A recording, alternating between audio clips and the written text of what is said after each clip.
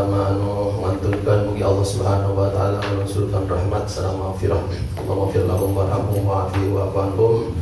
Tamina pertama mematikan saling biajaino.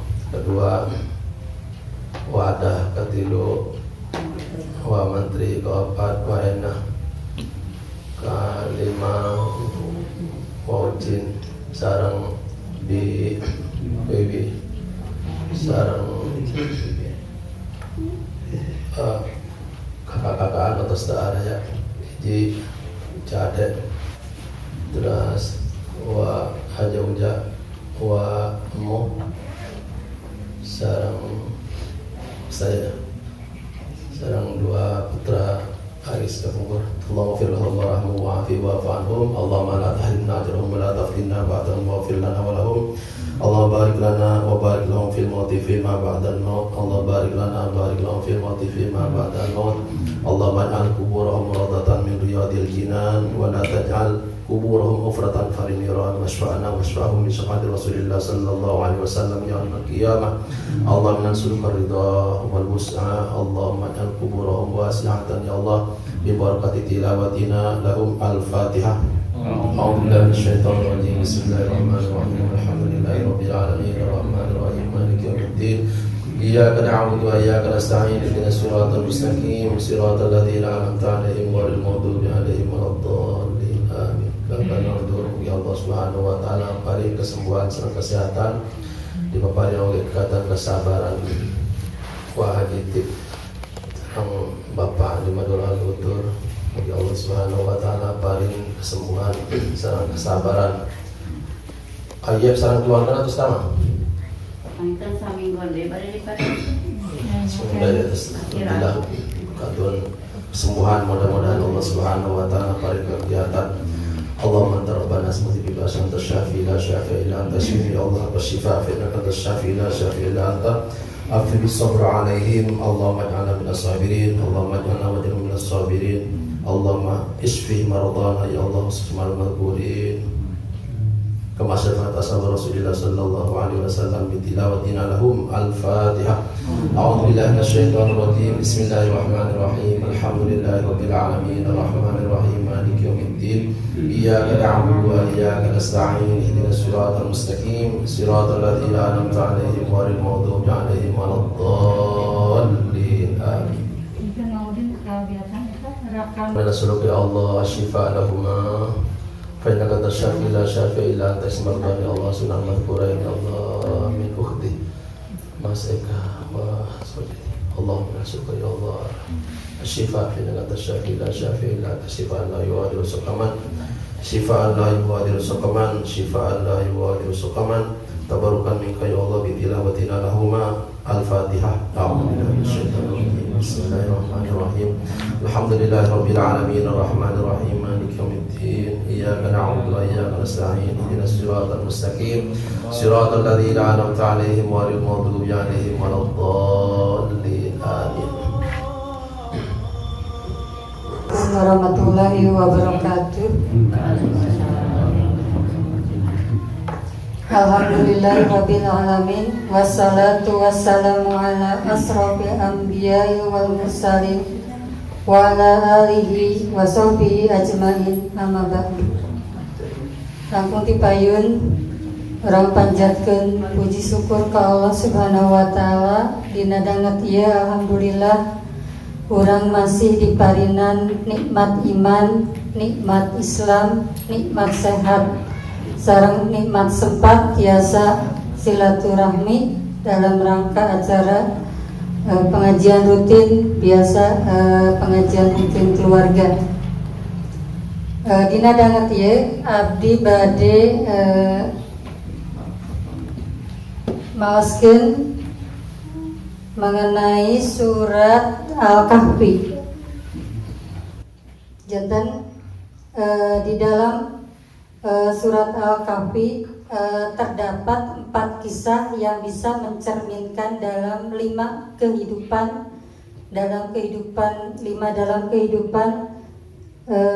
yang bisa kita praktekkan sehari-hari. Dalam sebuah hadis sahih diriwayatkan oleh Al-Hakim, Rasulullah SAW bersabda, "Man qara'a suratan kahfi fi yaumil jum'ati adhalahu minan nuri ma baina jum'ataini." Yang artinya siapa yang membaca surat Al-Kahfi pada hari Jumat, cahaya akan meneranginya di antara dua Jumat. Diriwayatkan oleh Al-Hakim. Jadi yang sudah terbiasa membaca surat Al-Kahfi pada hari Jumat, mudah-mudahan senantiasa dawam untuk melaksanakannya. Bagi yang belum melaksanakan membaca surat Al-Kahfi setiap malam Jumat, mudah-mudahan diberikan kenikmatan untuk melaksanakannya, karena di sini sangat besar sekali dari sabda Rasulullah tentang manfaat membaca surat Al-Kahfi setiap malam Jumat. Di dalam surat Al-Kahfi terdiri atas 110 ayat. Di dalamnya termuat 4 kisah yang dengan merenunginya mampu mengantar pembaca insya Allah kepada 5 pelajaran penting dalam kehidupan. Jadi Al-Quran itu benar-benar sebagai pedoman hidup kita. Kalau kita mengerti, memahami apa itu isi yang terkandung di dalam Al-Quran, kita dapat mempraktekannya di dalam kehidupan sehari-hari.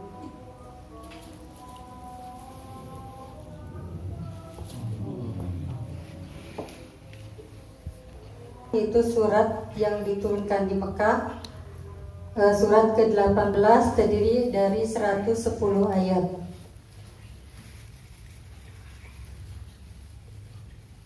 Kelima hal itu adalah syarat bagi siapapun yang mengimpikan menjadi manusia terbaik, pengukir sejarah kebaikan di bumi Allah ini.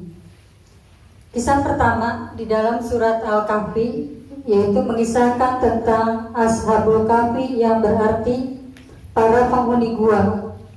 Kisah ini dimulai pada ayat ke-9 sampai ke-26. Akan tetapi inti kisah ini terdapat di dalam ayat ke-13 dan ke-14, yang artinya, "Kami kisahkan kepadamu Muhammad cerita ini dengan benar. Sesungguhnya mereka adalah pemuda-pemuda yang beriman kepada Tuhan mereka, dan kami tambah pula untuk mereka petunjuk, dan kami meneguhkan hati mereka di waktu mereka berdiri. Lalu mereka pun berkata, Tuhan kami adalah Tuhan seluruh langit dan bumi. Kami sekali-kali tidak menyeru Tuhan selain Dia. Sesungguhnya kami, kalau demikian, telah mengucapkan perkataan yang amat jauh dari kebenaran." Surat Al-Kahfi ayat 13 dan 18. Jadi mereka adalah para pemuda yang beriman, yang teramat sadar bahwa masa muda adalah masa perkumpulan dua kekuatan. Yaitu kekuatan apa saja? Yaitu kekuatan fikriyah, yaitu pemikiran, dan kekuatan jasadiah, yaitu fisik. Sehingga alangkah naif dan bodohnya bila dua potensi ini diabaikan dan dibiarkan berlalu tanpa makna berarti. Jadi kita diberi dua kekuatan itu, diusahakan supaya kedua kekuatan itu merupakan kekuatan yang mempunyai makna dan berarti. Lihatlah Ashabul Kahfi sebelum mereka mengasingkan diri ke gua demi menjaga dan mempertahankan akidahnya. Mereka dengan kekuatan itu digunakan untuk menyuarakan kebenaran dan menegakkan kalimat tauhid, sekalipun konsekuensinya harus berhadapan dengan kedoliman penguasa. Jadi pemuda tersebut dalam lingkungan penguasa yang dolim pada saat itu.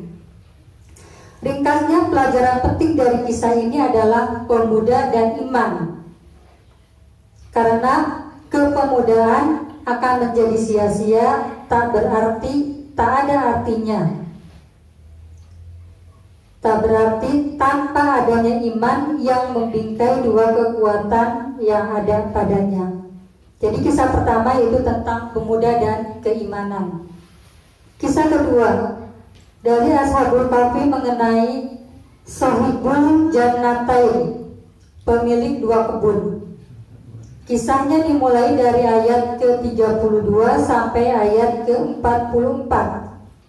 Tetapi intisarinya terdapat di dalam ayat ke-35 dan 36, yang artinya, dan dia memasuki kebunnya sedang dia zalim terhadap dirinya sendiri. Ia berkata, aku kira kebun ini tidak akan binasa selama-lamanya, dan aku tidak mengira hari kiamat itu akan datang. Dan jika sekiranya aku kembali kepada Tuhanku, pasti aku akan mendapat tempat kembali yang lebih baik daripada kebun-kebun itu. Surat Al-Kahfi ayat 35 dan 36. Jadi maksudnya, pemilik dua kebun itu jatuh pada kekafiran karena keingkarannya akan nikmat Allah atasnya dan tidak beriman kepada hari kiamat. Jadi nikmat, kufur nikmat dan tidak beriman kepada hari kiamat. Tak heran bila ia merendahkan saudara muslim yang menasehatinya agar bertobat kembali kepada Allah, penguasa tunggal atas segala sesuatu. Jadi di dalam kisah ini mengajarkan kepada kita pentingnya harta dan iman. Betapa harta akan menjadi musibah, malapetaka yang menghinakan pemiliknya di dunia dan di akhirat bila iman tidak mewarnai visi dan misi mencari harta. Kita perhatikan pada perkembangan sekarang ya, bagaimana ditayangkan di televisi atau media sosial orang-orang yang diberi harta tetapi tidak mempunyai iman, sehingga dia menjadikan harta segala-galanya dan dia mencapai harta itu dengan tanpa iman, sehingga menjerumuskan dirinya ke dalam kesesatan. Apakah itu bisa dikatakan korupsi atau dia mengambil harta yang seharusnya bukan harta untuk dirinya, tetapi harta yang harus untuk orang-orang yang seharusnya diberikan, seperti orang-orang yang miskin, orang-orang yang fakir, orang-orang yatim. Nah, di sini dikatakan bahwa harta dan iman, betapa harta akan menjadi musibah malapetaka yang menghinakan pemiliknya di dunia dan di akhirat bila iman tidak mewarnai visi dan misi mencari harta. Kisah yang ketiga adalah kisah Nabi Musa alaihissalam menuntut ilmu kepada Nabi Khidir alaihissalam. Tepatnya yaitu perjalanan Nabi Musa dalam mencapai perjalanan Nabi Musa dalam mencari hakikat ilmu dan berguru kepada Khidir alaihissalam yang dimulai dari ayat ke-60 sampai ayat ke-82. Apa inti kisah dari ini? Yaitu tentang bahwa ilmu itu milik Allah. Jadi mengisahkan tentang ilmu itu milik Allah, dan Allah memberi ilmu dan memuliakan manusia dengan ilmu bagi siapa yang Ia kehendaki. Karena itulah betapa tidak layaknya setiap yang diberi ilmu merasa sombong, merasa dirinya lebih hebat, lebih pintar, lebih berilmu dari yang lain. Sejatinya ketundukan dan keimanan kepada Allah yang ilmunya meliputi segala sesuatu harus menjadi karakter utama orang yang berilmu. Menjadi seorang yang semakin tawadu, ridho, dan tawakal atas apa yang menjadi ketentuan Allah atasnya. Karena itulah pelajaran dari rangkaian kisah ini adalah pentingnya ilmu dan iman. Jadi semakin orang tinggi ilmunya, harusnya imannya juga semakin tinggi. Betapa ilmu tanpa iman bagaikan memelekkan mata dalam kegelapan tanpa sedikit pun cahaya. Bagai pisau yang berada di tangan orang yang tak berakal, berbahaya dan sangat berbahaya. Rakyat semakin miskin dan menderita, etika dan moral semakin terkikis, keamanan semakin menipis, bila dirunut akarnya adalah ulah sebagian manusia yang pintar namun tidak beriman kepada Allah. Jadi kepintaran yang tidak didasarkan dengan keimanan adalah menjadi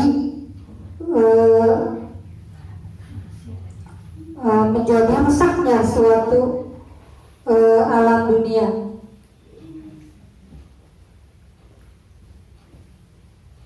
Terakhir yaitu kisah Zulkarnain yang berarti pemilik dua tanduk. Kisahnya dimulai dari ayat ke-83 sampai ayat ke-98. Tetapi kisah-kisahnya itu ada di dalam ayat 86 dan sampai 88. Artinya kami berfirman, hai Zulkarnain, kamu boleh menyiksa atau boleh berbuat kebaikan terhadap mereka dengan mengajak mereka pada iman. Berkata Zulkarnain, adapun orang yang zalim, maka kami kelak akan mengazabnya. Kemudian dia akan dikembalikan kepada Tuhannya. Lalu Tuhan mengazabnya dengan azab yang tidak ada taraknya. Adapun orang-orang yang beriman dan beramal soleh, maka baginya pahala yang terbaik sebagai balasan dan akan kami tetapkan kepadanya perintah yang mudah dari perintah-perintah kami. Jadi pelajaran yang bisa digali dari kisah Zulkarnain adalah pentingnya kekuasaan dipegang oleh orang yang bertauhid.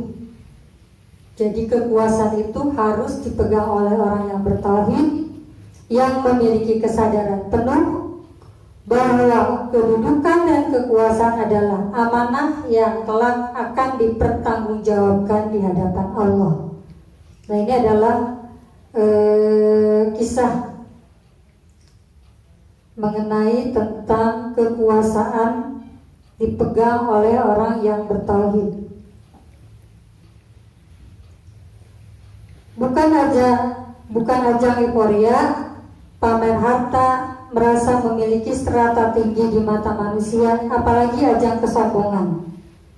Dengan kesadaran akan hak dan kewajiban penguasa dilandasi nilai-nilai iman dan Islam, akan terjadi keadilan dan sebab tersebarnya kebaikan. Karena itulah menjadi pemimpin bukan tercela, bukan musuh yang harus dijauhi oleh umat Islam. Bahkan ia menjadi salah satu ciri hamba Allah Ar-Rahman, yaitu menjadi pemimpin bagi orang-orang yang bertakwa dalam menegakkan risalah Islam dan dakwah. Nah, ciri ini tertuang di dalam surat Al-Furqan ayat 74, bahwa ciri hamba Allah Ar-Rahman adalah yang selalu berdoa agar Allah menjadikannya pemimpin bagi orang-orang yang bertakwa. Jadi apa pelajaran yang bisa kita ambil? Jadi pelajaran pentingnya adalah kekuasaan dan iman. Tanpa iman, kekuasaan akan melenceng dari sifat asalnya, yaitu apa? Mengayomi. Sebaliknya, menjadi binatang buas yang siap menerkam siapa saja yang menghalangi kepentingan kekuasaan itu. Nah, dari kisah di surat Al-Kahfi, minimal kita mempunyai 5 kekuatan yang mutlak harus dimiliki oleh Islam dan kaum muslimin dalam upaya merealisasikan kebenaran, menggetarkan musuh-musuh Islam dan meraih keberhasilan hidup di dunia dan di akhirat. Apa itu 5 kekuatan? Pertama yaitu kekuatan dan keberanian masa muda, yaitu perpaduan antara kekuatan rohani, akal, dan jasmani. Jadi ini pesan untuk para pemuda. Jadilah pemuda yang mempunyai kekuatan rohani, akal, dan jasmani seperti apa yang dicontohkan di dalam surat Al-Kahfi. Kekuatan yang kedua yaitu kekuatan perekonomian. Jadi mudah-mudahan ya bisa menjadi ilmu kalau kita mendengarkan sedikit dari sekian materi, ada beberapa yang bisa kita serap. Yang kedua yaitu kekuatan perekonomian.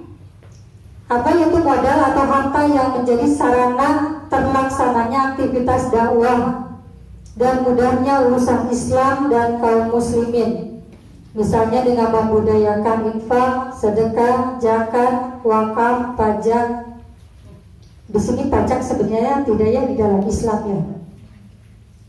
Yang ketiga yaitu kekuatan ilmu untuk mengenali, meluaskan, dan menerapkan kebenaran di setiap lini kehidupan masyarakat.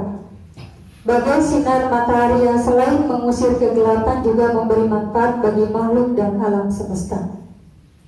Kekuatan yang keempat yaitu kekuatan kekuasaan, yaitu berupa penerapan hukum-hukum yang sejalan dengan prinsip Islam dan ketegasan di dalam menindak setiap oknum yang bersalah tanpa pandang bulu, serta perhatian yang besar dalam mensejahterakan masyarakat baik secara materi ataupun non-materi.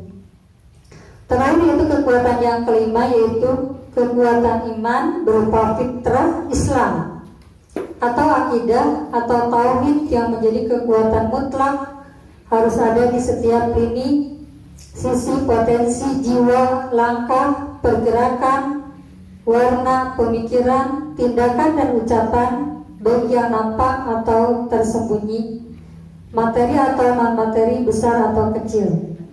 Nah, sehingga modal usia kita untuk membangun lamanya hari kehidupan kita di dunia ini mudah-mudahan bermanfaat bagi Islam dan kaum muslimin, memberi peluang kemudahan dan aplikasi dalam mengukir sejarah peradaban manusia.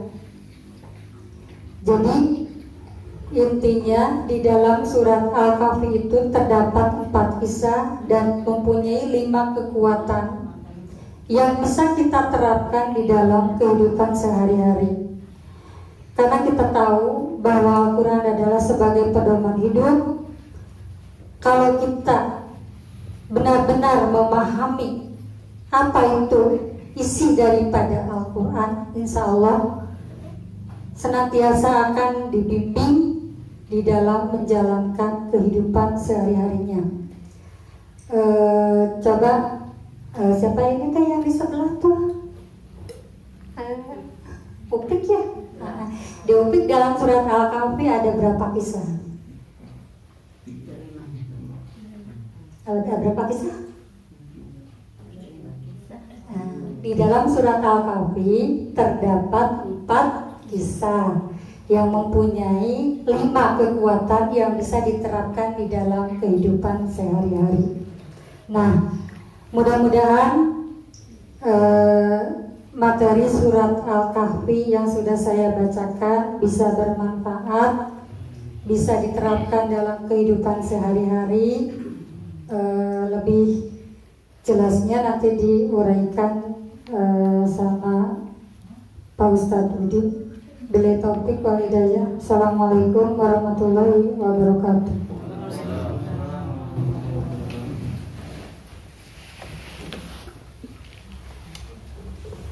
Rabbil alamin.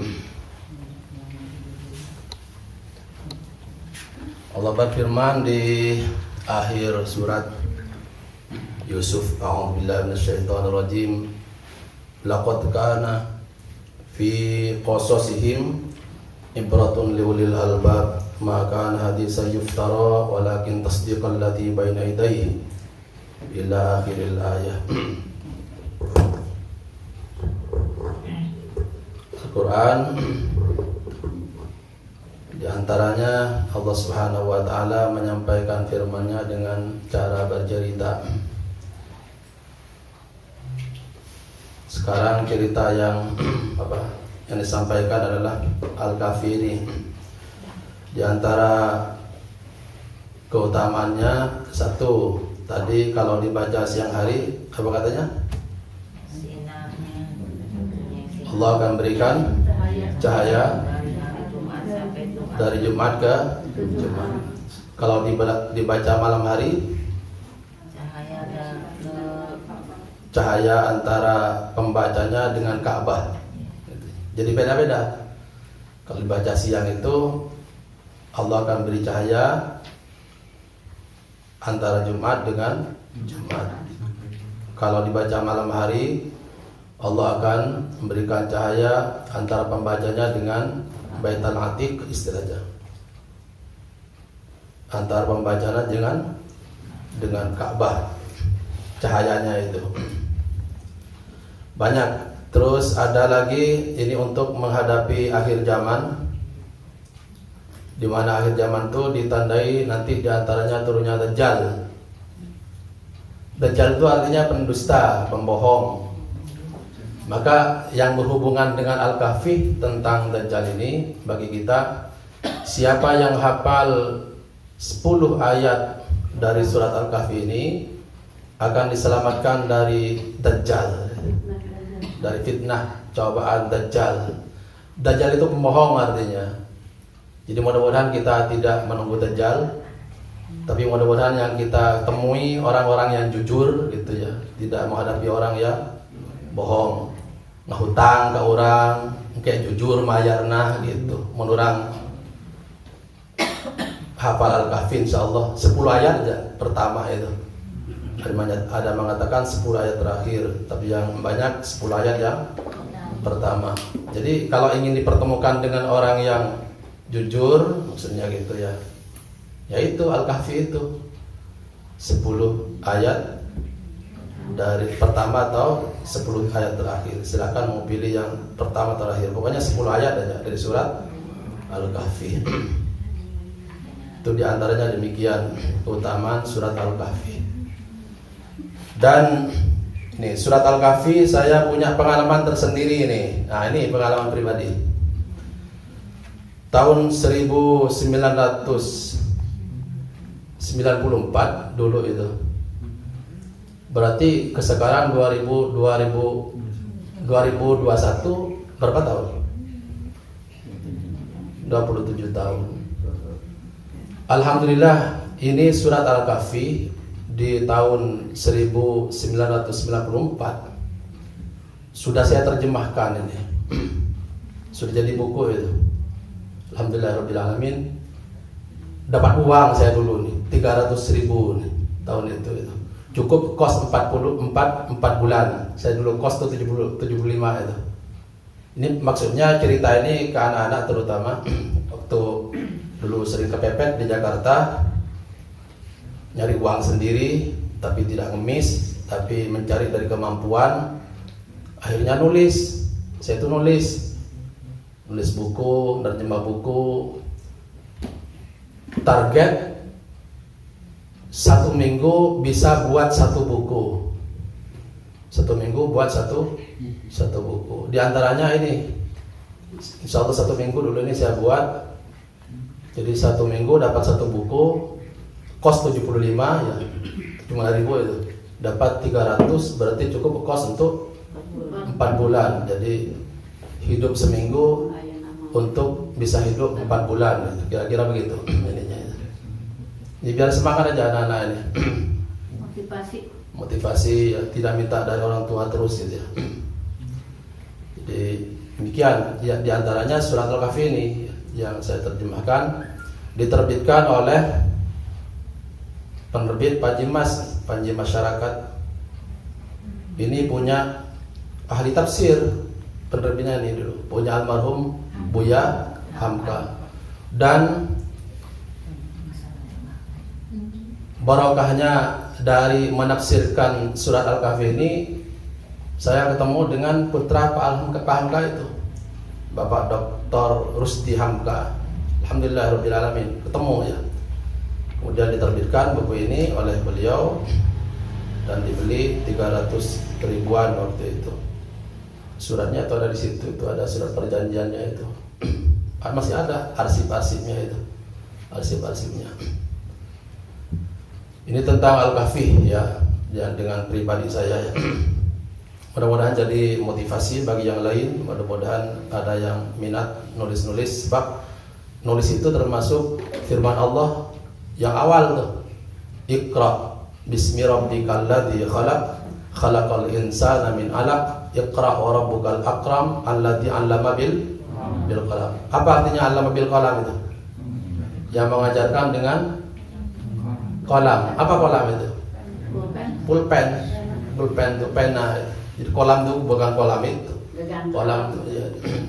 Jadi baca dengan menulis ya. Iqra membaca, kemudian bil qalam dengan menulis. Jadi baca tulis, baca dengan menulis. Itu. Jadi yang lemah sekarang ini adalah menulis. Sekarang itu menulis sangat lemah ya. Sangat lemah. Umat Islam itu. Makanya kalah dengan orang-orang lain yang di luar Islam.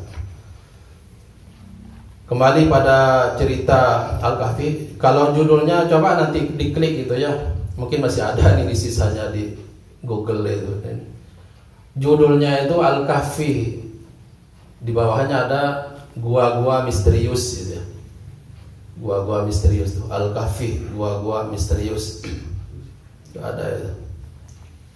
94 saya terjemahkannya. Alhamdulillahirabbil alamin. Ceritanya adalah dimulai dengan cerita Ashabul Kahfi ya. Ashabul Kahfi. Namanya juga unik-unik. Kalau namanya itu ada di tafsir di sana, itu namanya di antaranya yang banyak dipakai namanya itu namanya tamlikha namanya. Tamlikha. Jadi ini bahasa dulu ya, bahasa dulu itu. Tapi Ashabul Kahfi ini semuanya adalah pemuda seperti disebut di ayat 13 surah Al-Kahfi. A'udzubillahi minasyaitonirrajim. Innahum fityatun amanu bi rabbihim wa zidnahum huda. Jadi Al-Kahfi ini adalah cerita fityatun amanu. Ini yang paling penting. Cerita tentang kaula muda yang beriman. Ini yang paling penting. Di mana Ashabul Kahfi ini nanti bersembunyi di guha ya. Di guha itu. Di Al-Kahfi itu bersembunyi di guha. Lamanya berapa lama? 300 tis'umiatin salasumiatin wazdadu tis'a. Di ayat sebutkan 300 ditambah 9 tahun, berarti 309 tahun ya. 300 tambah 9 berarti 309 tahun. Itu ada di sana, itu tidur itu. Tidur itu. Ceritanya nanti makannya nanti itu sampai uangnya itu enggak laku itu karena sudah lama itu. Nanti bolak-balik ada yang ada yang mencarikan makanan di antara mereka itu. Ada yang diam di situ. Jadi tidak semuanya keluar. Coba nanti baca, ini kisahnya baik untuk anak-anak muda. Ini anak muda yang jadi Ashabul Kahfi ini adalah lari dari penguasa yang zalim, jadi lari dari pemerintah yang zalim itu untuk mempertahankan iman, mempertahankan iman. Jadi bukan demo, jadi ini lari dari penguasa yang pemimpin yang zalim ini. Nah, di awal surah Kahfi itu banyak hikmahnya. Itu ada di ayat 11 berapa itu ayatnya.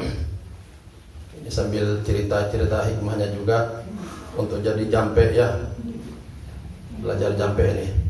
Belajar jampe, belajar doa. Ini kalau jampe dari Quran itu namanya ma'sur ya. Namanya ma'sur. Ma'sur itu adalah doa yang diambil dari Quran atau hadis Nabi Muhammad sallallahu alaihi wasallam. di ayat 11, fadarabna ala adhanihim fil kahfi sinina adada. Fadarabna ala adhanihim fil kahfi sinina adada. Ini jampe ini. Ini jampe bagi orang yang sulit tidur, insomnia. Mun hese bobok, iya jampe nak. Fadarabna ala adhanihim fil kahfi sinina adada. Tapi entong nuhunkan ke Allah, entong nuhunkan lami-lami sarena sampai setahun entong. Seudang. Jadi yang susah tidur ini bacaannya nih. Wa fadarabna ala adhanihim fil kahfi sinina adada. Ayat 11 berapa Opik? Ayat berapa ini? Tadi bisa dibuat untuk doa. Ayat 11. Jadi nanti kalau susah tidur baca ayat ini, fadarabna ala adhanihim fil kahfi sinina adada. Kalau ada penyakit susah tidur namanya insomnia ya. Banyak cerita yang lain adalah tadi cerita pemilik dua kebun. Wadrib lahum masalah rajulaini ja'alna li ahadihima jannataini min a'nabin wa hafafnahuma binakhli wa ja'alna bainahuma zar'a kiltal jannati atat ukulaha wa lam tadlim minhu syai'a wa fajjarna khilalahuma anhara. Ada dua pemilik kebun, yang satunya adalah sombong, yang satunya adalah mukmin ya. Jadi yang satunya adalah sombong, yang satunya mukmin. Kata yang sombong itu begini. Jadi ini maksudnya cerita dua kebun yang sombong ini, pemilik kebun ini nanti jadi contoh bagi orang yang punya harta yang sombong ya. Ana aktsaru minka malan wa azzu nafara. Kata orang yang punya kebun itu, hartaku lebih banyak ya. Lebih banyak daripada hartamu, dan pengikut-pengikutku lebih kuat ya. Ana aktsaru minka malan wa azzu nafara ya. Ini kata orang yang punya kebun yang sombong ya. Wa dakhala jannatuhu wa zalimun li nafsihi. Dia masuk ke kebunnya dengan keadaan zalim ya, zalim pada dirinya, dalam pada dirinya. Dan berkata begini, qala ma adunnu an tabida hadhihi abada. Aku kira kebun ini tidak akan binasa selama-lamanya. Ini namanya yang disebut yahsabu annama lahu akhladah nanti ya. Jadi mengira bahwa kebunnya itu tidak akan habis-habis. Jadi percaya ke harta ini orang ini, percaya ke harta. Jadi kebahagiaannya itu diukur dengan harta. Apa benar? Kebahagiaan diukur dengan harta? Tidak. Kebahagiaan itu bukan di harta. Kebahagiaan itu di mana? Di sini itu. Di sini. Malah kadang-kadang ada orang tidak makan bahagia. Contoh, nenek yang kedatangan cucunya itu lupa makan coba. Tapi bilang enak aja, bahagia, jangan ketawa, padahal belum makan itu. Jadi contoh yang paling dekat begitu itu. Coba lihat, kadang-kadang kan itu. Kita ketemu dengan teman yang lama tidak ketemu, kita bahagia enggak? Bahagia. Tapi kadang-kadang kan ngobrol aja, kadang-kadang di suguhan tuh anu tuh ngobrol bahagia gitu dia. Padahal tidak makan dia. Jadi kebahagiaan itu bukan di harta, tapi di hati. Kebahagiaan itu di hati. Kalau kebahagiaan di uang, pasti orang bank yang paling bahagia. Nih ya, karena tiap hari megang uang batur ya, uang gitu. Kalau kebahagiaan ada di uang, pasti orang yang di bank yang paling bahagia. Tapi kan tidak. Jadi kalau kebahagiaan ada di kursi, kedudukan kursi, pasti miliar yang paling bahagia karena paling banyak kursinya. Tapi orang nyari satu yang paling bahagia, nyari satu kursi gitu.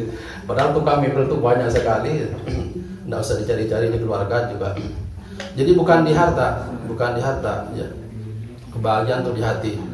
Makanya nanti ada orang yang memiliki harta yang banyak, ini dicontohkan sebagai pemilik kebun yang sombong dan menyangka hartanya akan membahagiakan, tidak akan binasa selama-lamanya ya. Tadi di surat Ar-Rahman disebut kullu man 'alaiha fan wa yabqa wajhu rabbika dzil jalali wal ikram. Semua yang ada di atas dunia ini fana istilahnya, rusak ya. Fana itu rusak artinya. Rusak. Coba kalau tidak percaya lihat di kita aja, jangan di alam. Rusak kita ini semuanya. Dulu gigi bagus, sekarang sudah kemana itu gigi itu satu-satu hilang. Gitu ya. Kepala dulu hitam semuanya, sekarang kemana hitamnya itu? Putih udah rusak semuanya. Jadi ditinggalkan. Apa disimpan di lemari? Cari coba. Gitu ya. Hoyong milari warna hidang buuk gitu ya. Pilari malaya dah. Coba kemana itu larinya? Gitu ya. Diambil oleh Allah Subhanahu wa taala. Lama-lama kita semuanya ini akan diambil oleh Allah. Sekarang dituntut sedikit-sedikit diambil oleh Allah Subhanahu wa taala. Mata dulu bisa melihat jarak jauh, sekarang jarak dekat juga sudah mulai tidak melihat. Diambil oleh Allah. Maka di surat Yasin disebut wa man nu'ammirhu nunakisu fil khalqi afala yaqilun. Maka pemilik harta yang pemilik kebun yang sombong itu kemudian ditegur oleh pemilik kebun yang mukmin. Walaula iddakhalta jannataka qulta masya Allah. Kata yang pemilik kebun yang mukmin, kenapa kamu kalau masuk kebun tidak mengatakan masya Allah katanya. Ini penting nih. Jadi kalau kita punya karunia yang banyak, gitu ya, kita ucapannya masya Allah, gitu Pak. Ini nih ya, bukan subhanallah, tapi masya Allah. Kalau subhanallah itu milik orang secara umum. Kalau milik saya, kita nih, misalnya masya Allah, gitu ya, punya kebun yang baik masya Allah, ya.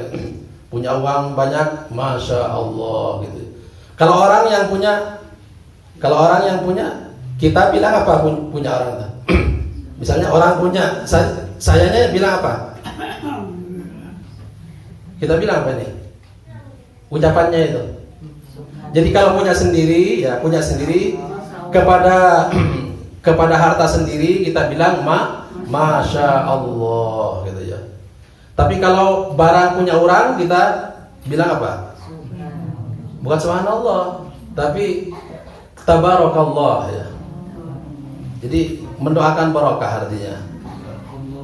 Ini banyak salah ini. Banyak salah itu ya, banyak salah ini. Gitu. Kalau subhanallah itu adalah untuk rasa kagum pada penciptaan Allah Subhanahu wa taala walaupun tidak jelas pemiliknya. Lihat bintang, subhanallah gitu. Bintang bagus subhanallah gitu ya. Ningali naon bae teu kudu ngagaduhanana subhanallah. Kekaguman secara umum gitu. Di Quran disebut Allah Subhanahu wa taala, inna fi khalqis samawati wal ardi wa ikhtilafil laili wan nahar la ayatin lil albab alladziina yadhkuruna Allah qiyaman wa qu'udan wa 'ala junubihim wa yatafakkaruna fi khalqis samawati wal ardi rabbana ma khalaqta hadza batila subhanaka fakina adzabannar. Jadi kalau melihat keindahan di alam, di langit, di bumi, di mana gitu ya, ada pergantian siang malam gitu ya, kita merasakan kekaguman, bilang subhanallah gitu ya, subhanallah. Jadi kalau subhanallah itu untuk kekaguman yang sifatnya umum ya. Tapi kalau jelas pemiliknya, kalau milik saya misalnya, maka kita mengucapkan ke milik pri sendiri itu adalah masya Allah. Ini surat Al-Kahfi ayat 39 cara mengucapkannya.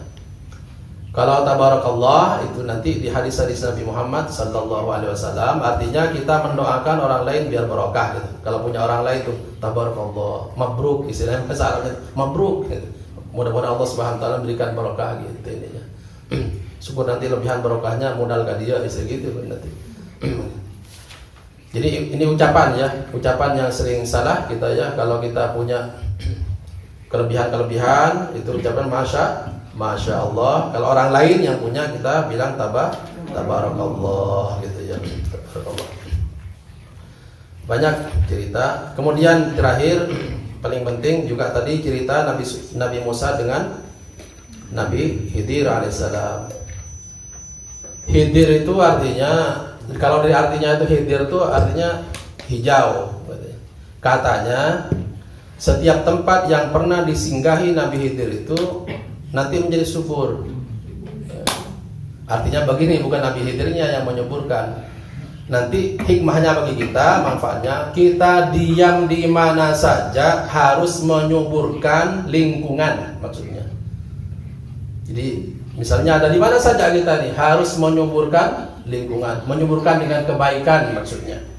Itu kalau mengambil dari hikmahnya nama Nabi Khidir. Khidir itu artinya ahbar, artinya hijau ya. Jadi tempat mana saja yang didatangi Nabi Khidir itu yang pernah singgah Khidir itu nanti jadi hijau oleh kehadiran Nabi Khidir itu. Sama dengan Nabi Muhammad sallallahu alaihi wasallam. Nabi Muhammad datang ke Madinah, maka Madinah disebut Madinah apa namanya? Madinah Munawwarah. Apa artinya Munawwarah? Munawwarah itu? Bercahaya, tercahayai ya gitu.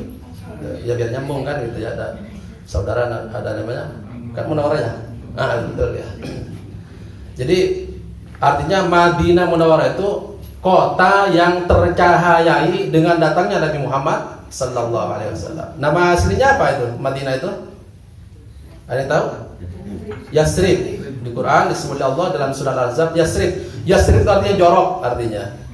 Jadi Madinah itu tadinya jorok Madinah itu tadinya. Sekarang nih lagi viral nih. Madinah itu katanya sekarang dinobatkan sebagai kota yang terbersih di dunia oleh PBB, oleh WHO itu. Tersehat gitu ya, tersehat di Madinah itu. Padahal dulu itu Kuba yang disebutkan tuh.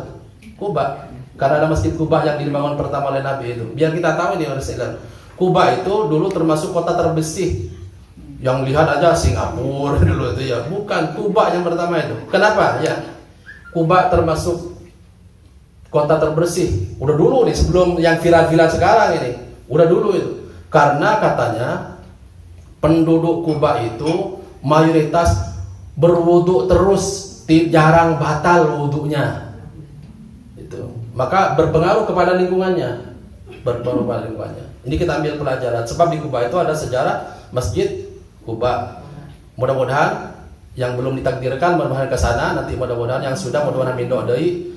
Kalau sholat di Masjid Kuba itu 2 rakaat sama dengan pahala umroh.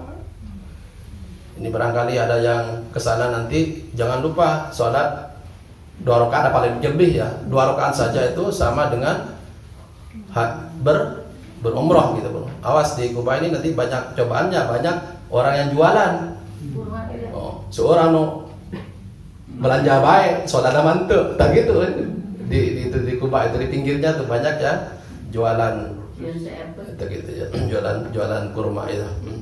Bagi kita ya, kalau ke sana Kuba itu adalah termasuk tempat yang paling bersih sebelum diviralkan oleh sekarang itu sudah dulu. Karena penyebabnya ternyata adalah penduduknya itu mayoritas itu jarang batal wudu ya. Itu diantaranya. Kita ambil pelajaran-pelajaran. Udah kita kembali. Nabi Musa ketemu dengan Nabi Khidir. Nabi Khidir ini diyakini oleh banyak ulama Nabi yang diberi ilmu laduni oleh Allah Subhanahu wa taala. Ayat 65 ya. Ilmu laduni itu ilmu yang Allah berikan. Jadi ilmu pemberian Allah yang cepat ininya, prosesnya itu. Ibaratnya begini, kalau ke Jakarta ada berapa jalur? Ya, 2 aja, 2 yang ada jalur cepat namanya tol, ada yang jalur biasa lewat Cikamorang ya. Kalau ilmu laduni itu ilmu yang kayak jalan tol itu. Jadi belajar sedikit tapi banyak pengetahuan yang didapat. Gitu. Ini kan kita ingin yang demikian. Itu ada caranya itu. Ini tunjukkan nih. Kalau ingin cepat, saya punya guru, tapi jangan ditiru nih ya. Kalau tidak punya amal seperti itu. Saya punya guru namanya almarhum sudah meninggal dunia, Kiai Maktum itu.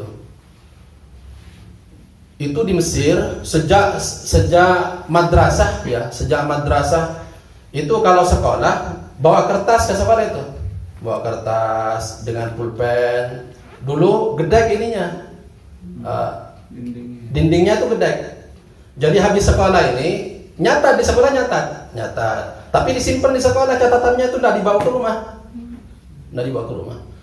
Tapi singkat cerita, nanti kalau ujian ini nomor satu terus ini. Sampai di Mesir itu. Sampai S2 MA itu. Katanya, tapi ini awas jangan ditiru kalau tidak punya amal ya. Tidak punya amalan atau punya sampai misalnya amalan ibadah itu. Besok kalau mau ujian, sekarang tuh nonton bola. Nonton bola aja sekarang tuh malam ini tuh. Nonton bola apa gitu ya. Gitu. Nah, belajarnya kapan? Besok. Kalau mau masuk ruang kuliah itu, mampir ke perpustakaan. Yang dibaca itu katanya daftar isinya saja di sininya itu buku itu. Daftar isinya saja di sini. Ini buku sudah masuk semua isinya. Hanya dibaca daftar isinya itu. Dan ketika diumumkan itu di atas ranking 1 namanya Summa Cum Laude namanya. Apanya? Summa Cum Laude. Ternyata di Quran ada cerita ingin punya ilmu demikian itu.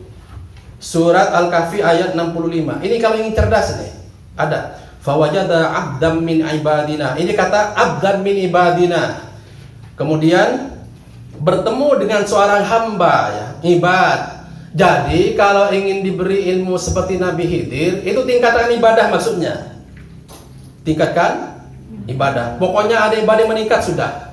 Pasti Allah berikan kemuliaan, pasti Allah berikan istilahnya karomah, kemuliaan istilahnya. Awas bukan keramat ya. Kalau keramat itu ditakuti nanti. Karomah, kemuliaan, diantaranya ilmu. Itu yang saya ceritakan. Apa coba ibadahnya yang saya ceritakan nih, guru yang saya ceritakan. Ternyata ini bukan gratis yang tadi itu ranking 1 Summa Cum Laude, bukan. Ibunya ketika mengandung dia katanya dulu itu rajin berpuasa. Ibunya itu. Jadi ngidam karena puasa. Ayah ngidam puasa. Tuh, ya paling buah ngorak, hoyong seblak, gitu kan. Hoyong, cuangki, gitu ya. Yang sekarang tuh orang-orang ngidam sekarang tuh kan larinya ke makanan tuh. Doa ada yang ngidam kan, hoyong, saum, doanya itu gitu ya. Ayo oke kepungkur di Indramayu telepatnya hoyong gorengan anu di Jepang ku Pak Ustad. Ada yang gitu itu. Nu ngidam teh. Hoyong kunaha? Margina hoyong jadi ustad. gitu. Ada yang macam-macam yang ngidam-ngidam tuh. Hoyong naon ngidamna? Hoyong nyepem mobil Hartov, jadi gitu ya. Ingin megang mobil Hartov karena apa? Hoyong mobil kayaknya jadi gitu itu. Yang orang-orang sekarang itu. Tapi kita lihat ya, ngidamnya orang-orang soleh itu ada di Quran contohnya orang ngidam soleh itu. Di surat Ali Imran misalnya, ibunya Nabi Isa itu sama siapa? Maryam. Itu lihat ngidamnya itu, ngidam ibunya segala macam. Lihat ada di Quran tuh ceritanya itu. Nah perempuan-perempuan zaman sekarang itu jarang melihat bagaimana yang ngidamnya orang soleh, nggak ada gitu, jarang kedengaran itu. Nah saya cerita kembali ke yang diberi ilmu, guru saya itu yang sering ranking itu ternyata ibunya waktu mengandung dulu rajin berpuasa ibunya itu.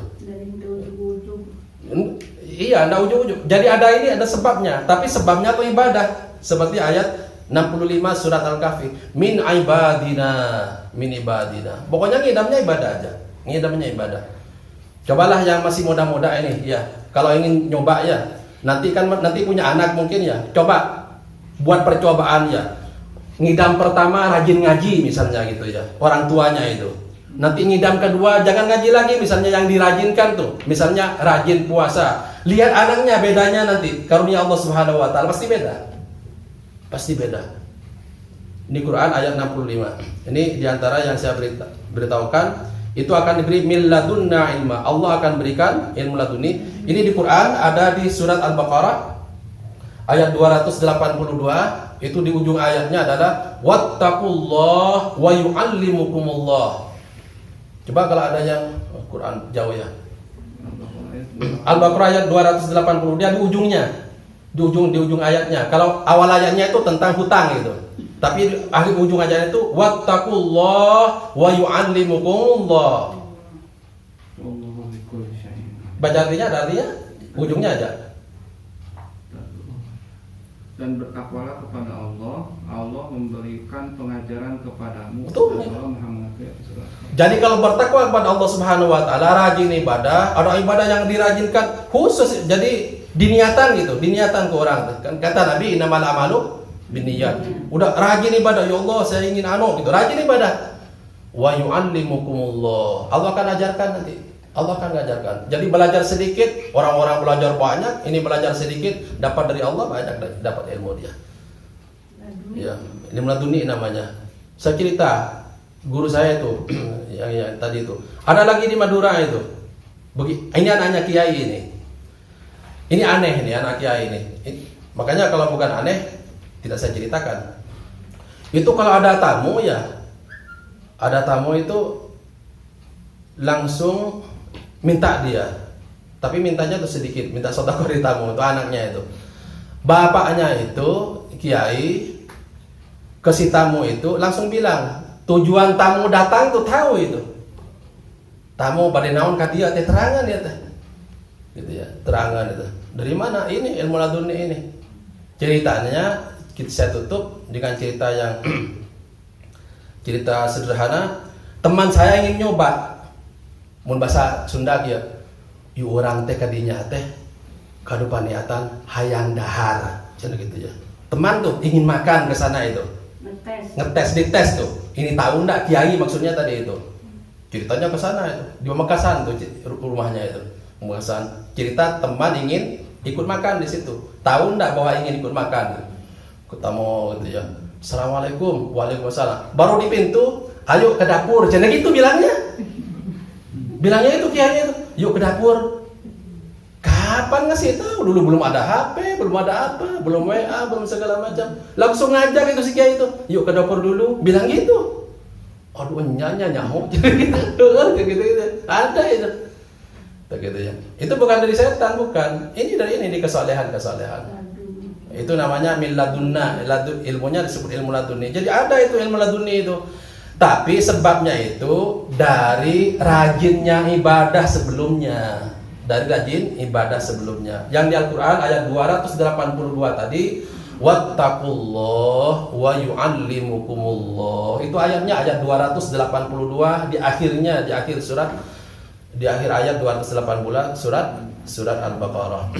Jangan bukan awal ayat. Nah, kalau awal ayatnya itu tentang hutang itu, tentang hutang ya. Nanti akhirnya itu ditutup dengan wattaqullah wa yu'allimukumullah ya. Mudah-mudahan kita oleh Allah Subhanahu wa taala diberi taufik aja, kekuatan untuk meningkatkan ibadah mudah-mudahan, dan nanti keistimewaan mudah-mudahan diberikan oleh Allah Subhanahu wa taala gitu ya. Mudah-mudahan. Dan biar lebih yakin lagi di Cikalong nih, di pondoknya mertuanya Alif itu ada tahfidz Quran. Anak yang tahfidz Quran itu jarang belajar. Jadi bukan tidak belajar, jarang belajar, jarang belajar buku itu. Karena sibuk dengan menghafalkan Quran. Tapi coba lihat, prestasinya tuh baik-baik itu. Baik, sama malah di atas yang rajin baca buku itu. Ini bukan ngajarkan jangan baca buku, bukan. Yang sibuk beribadah, baca bukunya tidak begitu banyak. Itu bisa dilahap buku-buku yang umumnya begitu itu. Ya, ngapalkan ada sakedik baik. Ngapalkan ada sakedik. Margina sibuk ngaji. Makanya ada yang 5 bulan tuh hafal 30 juz. 5 bulan tuh ada itu yang hafal 30 juz gitu.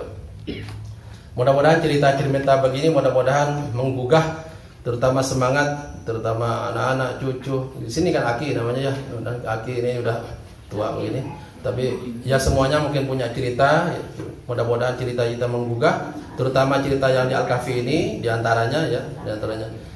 Dan terakhir pisan di surah Al-Kahfi ini, dalam surat Al-Kahfi dan cerita yang lain Al Quran tidak ada tanggalnya. Cari, tidak ada tanggalnya, tidak ada tahunnya.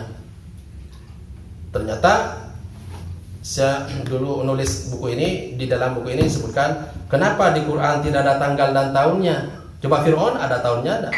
Enggak ada. Kalau ada tahunnya nanti Fir'aun mungkin ulang tahun jika nanya. Nggak ada itu. Nggak. Fir'aun nggak ada tahunnya, Al-Kahfi tidak tahunnya. Apa artinya?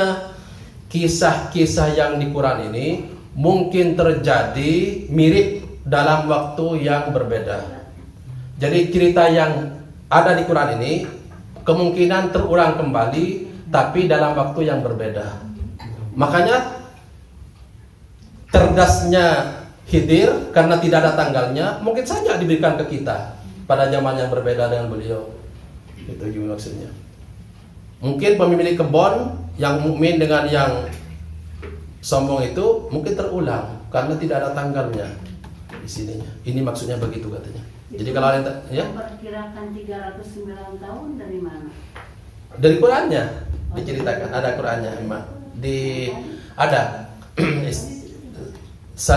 salah sumiati sini wazdadu tis'a ya. Memang dikabarkan oleh ayatnya. Terus ada yang bilang katanya dari perhitungan kan ada uang sisa dibawa ke pasar. Ya sampai tidak laku. Tuh, diperhitungkan uang ini adanya 300 tahun yang lalu. Iya, sampai tidak laku, tidak laku dah, tidak laku. Wazdadu tis'a. Tapi yang menarik nanti yang menemani ini, menemani Sabul Kahfi apa? Hewan? Anjing. Tuh anjing tuh. Lihat. Ini anak-anak muda ini, anak-anak muda yang mempertahankan iman ya. Mempertahankan iman. Kan orang-orang baik, kok temannya anjing? Coba lihat tuh. Kenapa anjing itu? Anjing itu setia. Setia anjingnya juga. Di Quran ini nanti kalau cerita anjing tuh banyak tuh, ada cerita anjing, cerita animal itu di situ tuh di kitab. Ini maksudnya begini katanya, anjing jelek enggak? Nanti di sorga itu ada beberapa binatang yang oleh Allah ditakdirkan masuk sorga karena pernah bersama dengan orang soleh ya.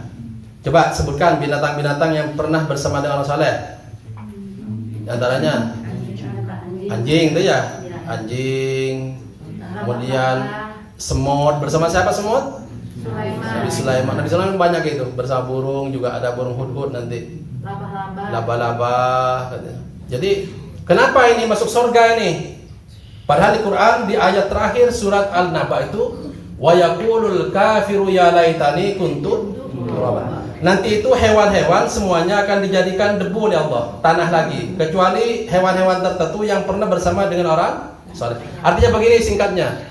Kalau ada hewan jelek masuk surga, itu karena bersama dengan orang yang saleh. Maka sejelek-jeleknya orang kalau bersahabat dengan orang saleh, nanti akan ke bawah baik insyaallah. Gitu maksudnya. Jadi bisa ayah tukang ngadu ya, tapi babaturan sareng ustad misalnya gitu ya. Ya insyaallah nanti ngadu eureun. Gitu. Asal ustad nonton kadinya gitu ya.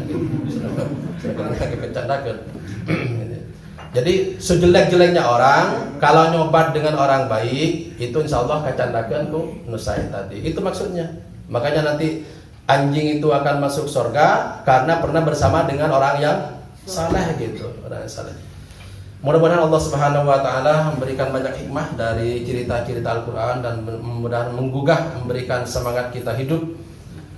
Allahumma nawwir qulubana bil Qur'an wa zayyid akhlaqana bil Qur'an wa najjina minan nari bil Qur'an adkhilnal jannata bil Qur'an. Subhanakallah bihamdik asyhadu an la ilaha illa anta astaghfiruka wa atubu ilaik.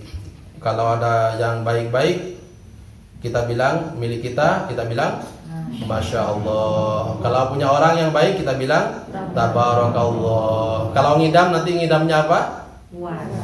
Ya ngidam ibadah gitu, ngidam ibadahnya mau puasa, mau sholat gitu ya. Gitu ya. Oh, hoyong sholat 12 rakaat duha. Gitu ngidamnya itu. Iya, hoyong ke Jogja, hoyong Mesir 12 macam entong gitu. Gitu. Ini harus dirubah ya, dirubah sedikit-sedikit. Mudah-mudahan anak-anak kita, mudah-mudahan kesana ibadah, mudah-mudahan diberikan kemuliaan Allah Subhanahu wa taala. Subhanakallah bihamdika asyhadu an la ilaha illa anta astaghfiruka wa atubu ilaik. Walhamdulillahirabbil alamin. Assalamualaikum warahmatullahi wabarakatuh.